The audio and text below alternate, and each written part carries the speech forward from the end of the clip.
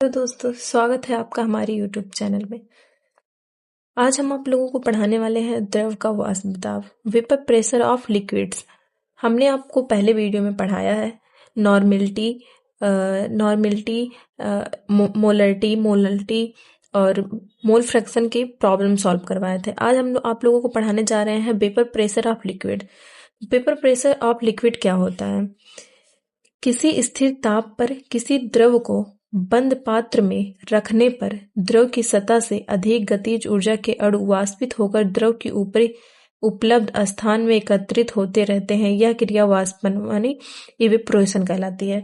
जब हम स्थिर ताप पर किसी द्रव को बंद पात्र में रखने पर सतह से अगर हम स्थिर ताप पर एक कोई फिक्स टेम्परेचर है, उस पर हम किसी बंद पात्र को रखेंगे तो उसमें अधिक गतिज ऊर्जा के जो अणु होते हैं वाष्पित होकर भाप बनकर ऊपरी उपलब्ध स्थान में एकत्रित होते रहते हैं। यह क्रिया वाष्पन कहलाती है। जो वाष्प होते हैं वो ऊपर स्थान में, जैसे हम किसी भी बर्तन में को एक फिक्स टेम्परेचर पे रख देंगे तो यहाँ इसको प्लेट से ढक देंगे तो इसके जो अणु हैं वो गतिज ऊर्जा करके ये वाष्पित होंगे और यहाँ पे जाके बैठ जाएंगे और प्लेट पे जम जाएंगे। जब हम प्लेट हटाएंगे तो यहाँ पे पानी की तरह छोटी छोटी बूंदें गिरेंगी।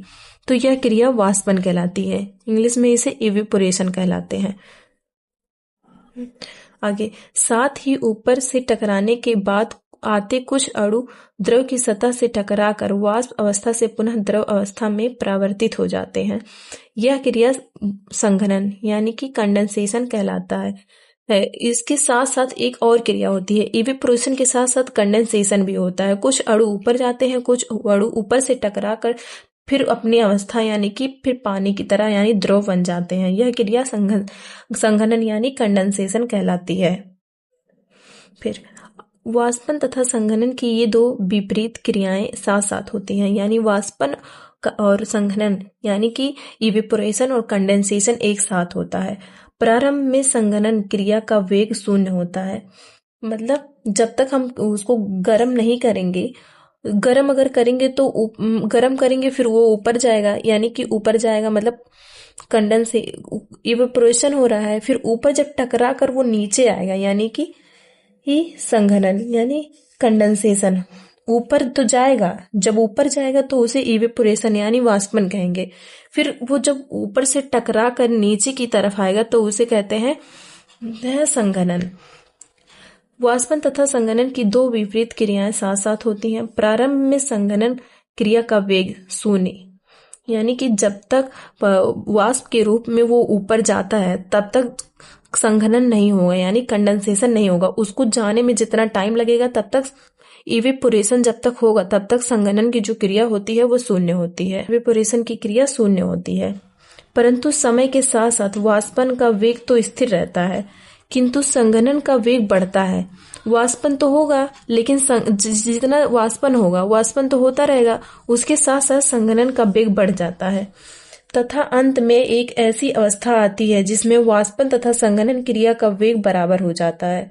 निकाय की यह अवस्था द्रव तथा वाष्प के मध्य साम्य की अवस्था कहलाती है। यानी कि वाष्पन होगा, वो ऊपर की तरह भाप बन के निकलेगा, फिर वहां से पानी के रूप में जाएगा और जो ऊपर मान लीजिए हम किसी भी प्लेट से ढक देते हैं तो ऊपर जाए वाष्प बन के तो जाएगा, फिर यहाँ प्लेट से टकरा कर फिर नीचे आ जाएगा और वो पानी में मिलकर पानी की तरह यानी द्रव बन जाएगा। तो जितना वाष्पन होगा फिर वो जाएगा फिर नीचे आएगा, संघनन होगा यानी कि इवेपोरेशन जितना होगा उतना कंडेंसेशन होगा। ऐसे होते होते एक समय ऐसा आता है, यानी एक टाइम एक ऐसा आता है जिसमें इवेपोरेशन और कंडेंसेशन एक साथ होने लगती है, यानी जितना जल्दी इवेपोरेशन होगा उतना जल्दी कंडेंसेशन होगा। तो तथा संघनन की क्रिया का वेग बराबर हो जाता है, यानी इन दोनों का जो चाल स्पीड है वो बराबर हो जाता है। निकाय की यह जो अवस्था है, ये पूरा हो गया निकाय की जो यह अवस्था है, वाष्प के मध्य साम्य की अवस्था कहलाती है। इसमें जो वाष्प यानी कि वेपर है उसकी साम्य अवस्था कहलाती है। साम्य अवस्था कहलाती है। किसी ताप पर द्रव और उसकी वाष्प के मध्य साम्य की अवस्था में वाष्प द्वारा द्रव की सतह पर उत्पन्न दाब ही द्रव का वाष्प दाब होता है। यानी कि किसी किसी ताप पर मतलब द्रव और वाष्प के मध्य साम्य की अवस्था, यानी जब ये हो रहा था उसी अवस्था को कहते हैं साम्य अवस्था। साम्य अवस्था में वाष्प द्वारा द्रव यानी कि जो पानी है उसकी सतह पर जो फोर्स यानी जो दाब लगाता है वह कहता है वह द्रव का वाष्प दाब कहलाता है। इसी को कहते हैं द्रव का वाष्प दाब। यानी कि इसे इस प्रकार प्रेजेंट करते हैं। यानी लिक्विड बनेगा वेपर, लिक्विड मतलब द्रव बनेगा वाष्प बनेगा। तो जब द्रव वाष्प बनेगा तो इसे कहेंगे एवोपरेशन। पर जब वाष्प जो है यानी ये वेपर जो है वो जब लिक्विड में चेंज होगा तो उसे कंडेंसेशन कहते हैं। ये होता है इसका ग्राफ, यानी कि ये ग्राफ है। टाइम के साथ कंडेंसेशन 0 है, यानी कि इसका इवेपोरेशन का रेट ज्यादा है और कंडेंसेशन टाइम के साथ 0 है। जितना इवेपोरेशन हो रहा है टाइम के साथ कंडेंसेशन बढ़ रहा है।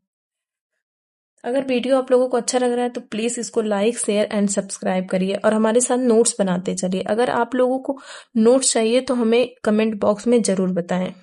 अब हम आगे पढ़ने वाले हैं वाष्प दाब को प्रभावित करने वाले कारक।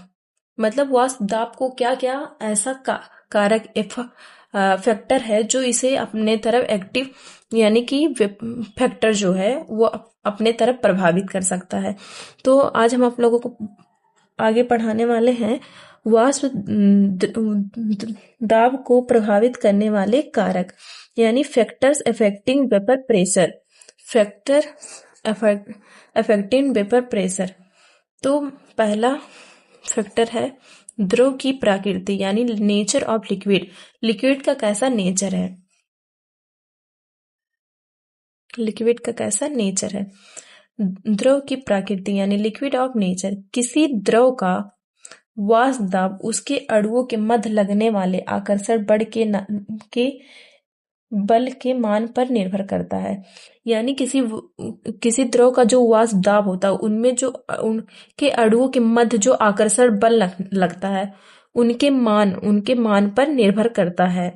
द्रव के अणुओं के मध्य लगने वाला आकर्षण बल जितना अधिक होगा उतना ही उसका क्वथनांक यानी उसका क्वथनांक ज्यादा होगा तथा उतना ही कम उसका वाष्प दाब होगा। यानी जो वाष्प दाब द्रव का वाष्प दाब उसके अणुओं के मध्य लगने वाला जो फोर्स होगा, अट्रैक्शन फोर्स होगा, आकर्षण बल जितना अधिक होगा उतना ही अधिक उसका क्वथनांक होगा। और क्वथनांक जितना ज्यादा, क्वथनांक मतलब ये ऐसे पास है, ये पास तो उसका वाष्प दाब कम होगा, क्योंकि ये पास होते हैं तो इनके बीच में वेपर निकलने में थोड़ा कठिनाई होती है, इसलिए उसका वाष्प दाब थोड़ा कम होगा। अब हम आगे बताने वाले हैं ताप मतलब टेम्परेचर। ये है दूसरा फैक्टर्स, ताप टेम्परेचर।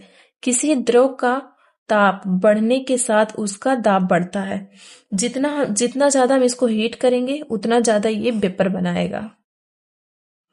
अब आगे बताने वाले हैं अवाष्पशील विलेय को विलायक में मिलाने पर विलायक का वाष्प दाब सदैव कम हो जाता है। अवाष्पशील मतलब जिसमें जो ज्यादा वाष्प ना बनाता हो।